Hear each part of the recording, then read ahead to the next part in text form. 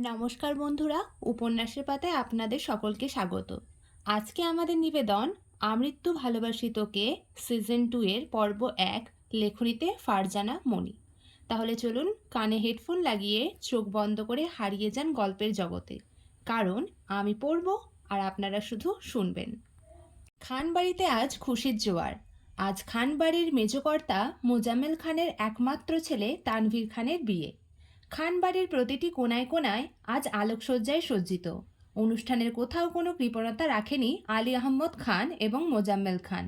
বাড়িতে বিয়ের আমেজ, কিন্তু বাড়ির বড় ছেলে সাজ্জাতুল খান আবিরের কোনো খবর নাই। তার ফোনটাও বন্ধ সকাল থেকে। মেঘ বারবার আবিরকে কল দিচ্ছে, কিন্তু কোনো খবর নেই আবিরের।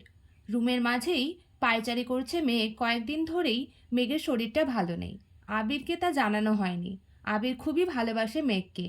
মেঘ চায় না আবির শুধু শুধু মেঘকে নিয়ে চিন্তা করুক, কিন্তু আজ শরীরটা একটু বেশিই খারাপ তার। মাঝেই বড় ভাই তানভীর এবং নিজের সবচেয়ে কাছের বান্ধবী বন্যার বিয়ে। তানভীরের ডাকে হঠাৎ মেষের মৃত্যু ভালোবাসি ধ্যান ভাঙল মেঘের। বনু, ভাইয়া। ভাইয়ার কোনো খবর পাওয়া গেল? না ভাইয়া, তুমি একটু রাকিব আর রাসেল ভাইয়াকে কল দিয়ে জিজ্ঞাসা করো তারা কিছু জানে কি না। ঠিক আছে, তুই টেনশন করিস না, ভাইয়া চলে আসবে। মেঘ ব্যালকনির কাছে গেল। নিচের দিকে তাকিয়ে আবিরের আসার অপেক্ষা করছে। হঠাৎ পূর্বের কিছু কথা মনে পড়তেই মেঘ একা একা হাসতে থাকলো আর বলল, আমি মাহাদিবা খান মেঘ, মোজাম্মেল খানের একমাত্র রাজকন্যা, তানভীর খানের একমাত্র চোখের মণি। এই ব্যালকনিতে দাঁড়িয়ে কতই না রাত জেগেছি আমার আবির ভাইয়ার জন্য। আমার আবির। আজ কোনো লুকোচুরি নেই, নেই কোনো দ্বিধা। আমার আবির, আমার আবির, আমার আবির। চাচাতো ভাইয়ের জন্য কতই না পাগলামি করেছি, আজ আমি তাকে পেয়ে পরিপূর্ণ। আমার জীবনের উপহার হলো আবির ভাইয়ের মতন একজন স্বামী পাওয়া। আজ আবির ভাইয়ার পুরনো একটা চিঠি খুব মনে পড়ছে। নীল দিগন্তের উড়ন্ত মেঘের জানে কত স্বপ্ন উড়িয়েছি বেনামি খামে। হঠাৎ ফোনে টুংটাং শব্দে ধ্যান ভাঙল মেঘ। দেখল আবির নামে সেভ করা নাম্বার থেকে মেসেজ। মেঘ মুচকি হেসে মেসেজটি পড়া শুরু করলো। ম্যাম সরি এতটা টেনশন দেওয়ার জন্য, আমি একটু ব্যস্ত ছিলাম। মেঘ বিছানায় গিয়ে বসতেই মনে হলো সারা রাজ্যের শান্তির ঘুম তার চোখেই নেমে এসেছে। ঘুমিয়ে পড়ল। এদিকে হঠাৎ ফোনে টুংটাং শব্দ শুনে ফোনটা হাতে নিল বন্যা। মনে আওড়ালো লাজুক হেসে, আমার ভিলেন বন্যা। হ্যালো তানভীর। নীল দিগন্তের নীলাঞ্জনা, চোখ দুটো টানা টানা, কপালের ওই টিপ যেন জোনাকির ওই দ্বীপ। তোমার প্রেমে আমি পড়েছি, তুমি করো না মানা। বন্যা, ওই ভিলেন, আজ বড্ড শখ জেগেছে বুঝি? তানভীর, একটু হলে তো দোষ নেই কোথাও। 51% ভিলেন আর 49% হিরো চলবে? বন্যা, বুঝেছি, মেরু ভিলেন। তারপর তানভীর স্বাভাবিক কণ্ঠে বলল, কি করছো? বন্যা জানালো, তেমন কিছু না। তানভীর, ওকে, তাহলে এখনই তোমাদের গলির মুখের মোখলেস দাদার দোকানের সামনে এসো। বন্যা, কেন? আর এখন তো মাত্র ভোর 6টা বাজে। কেউ দেখলেই হাজারটা প্রশ্ন করবে, বলবে এত সকালে কোথায় যাচ্ছি। তানভীর, প্লিজ বন্যা, আজ অন্তত তোমার ম্যাচিওর চিন্তাভাবনা ছেড়ে মন ও আবেগের কাছে ধরা দাও। বন্যা, এখানে ম্যাচিওর চিন্তার কি আছে? বাড়িতে বিয়ে, আত্মীয় স্বজনরা সবাই এক একজন এক এক স্থানে ঘুমিয়ে আছে। যদি বের হতে গিয়ে ধরা পড়ে যায়? তানভীর, প্লিজ বন্যা, একটু তাড়াতাড়ি এসো। আর কিছুক্ষণের মধ্যেই হয়তো বড় আব্বু আমার খোঁজ করবে। আমাকে তাড়াতাড়ি যেতে হবে, প্লিজ তাড়াতাড়ি এসো।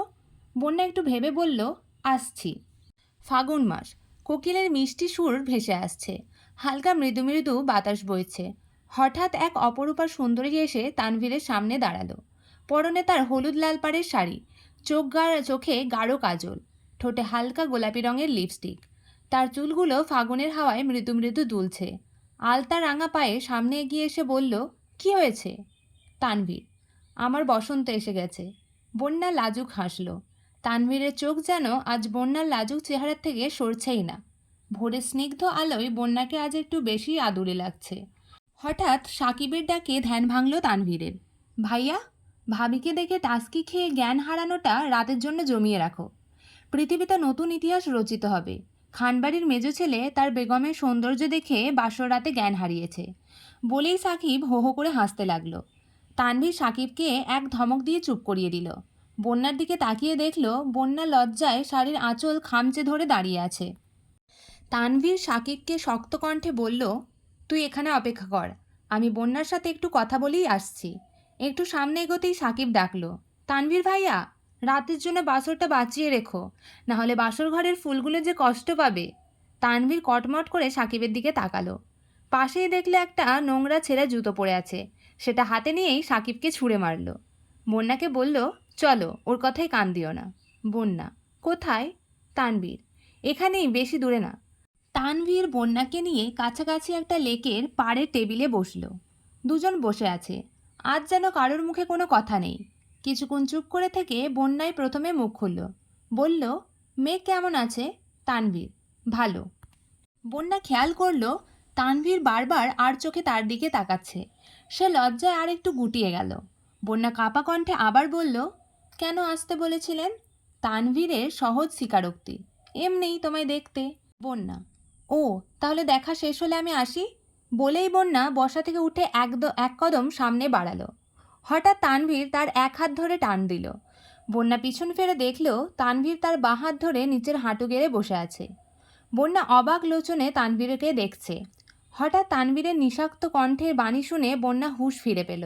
তানভীর, বন্যা, আজ তোমাকে কতটা সুন্দর লাগছে তা কি তুমি জানো? মনে হচ্ছে এই আগুন ভরা ফাগুনে আমার সামনে এক হলদিয়া পাখি দাঁড়িয়ে আছে। যতবার তোমাকে দেখি আমার হৃদস্পন্দন বেড়ে যায়। এমন তো কখনো হয় না অন্য কাউকে দেখার পর। আমার থেকে দূরে যেও না, তোমাকে আমার কসম, নিজের থেকেও তোমাকে বেশি ভালোবাসি আমার হলদিয়া পাখি। একবার কবুল করে দেখো, ছেড়ে যাব না কখনো। কিছুক্ষণ চুপ করে থেকে বন্যা বলল, আলহামদুলিল্লাহ, কবুল। বলেই বন্যা ছুটে বাড়ির দিকে পালালো। তানভীর বিভোর দৃষ্টিতে বন্যার লাজুক হয়ে ছুটে যাওয়া দেখছে। বন্যা বাড়ির সামনে এসে থামল। হঠাৎ তার মনে হচ্ছে হাতটা যেন একটু ভারী হয়ে আছে। হাতের দিকে তাকাতেই বন্যা বিস্ময়ে চরম আশ্চর্যে পৌঁছে গেল। এটা কি দেখছে সে? নিজের চোখকে যেন আজ বিশ্বাস হচ্ছে না। তার হাতে একটা সোনার আংটি জ্বলজ্বল করছে, আর হাতের মেহেদি দিয়ে লেখা তানভীর। বন্যা তানভীরের কথায় এতটা বিভোর ছিল যে সে দেখেইনি হাতে কি করেছে তানভীর। বন্যা আজ যেন বারবার লজ্জায় লাল হয়ে যাচ্ছে। হাতটাকে শাড়ির আঁচলের দিকে লুকিয়ে বন্যা বাড়ির ভিতরে ঢুকলো।